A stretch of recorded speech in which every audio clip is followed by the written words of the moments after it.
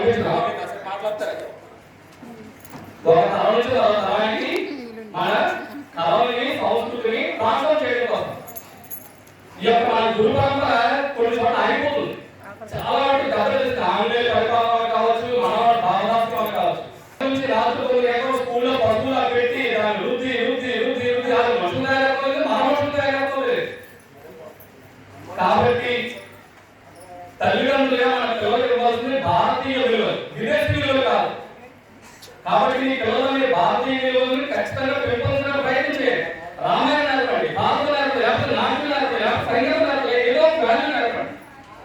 లేకపోతే మన రాబోయే తరాలు చాలా దారుణమైన దిగజారిపోయి ఎదిగి వస్తుంది ఆల్రెడీ.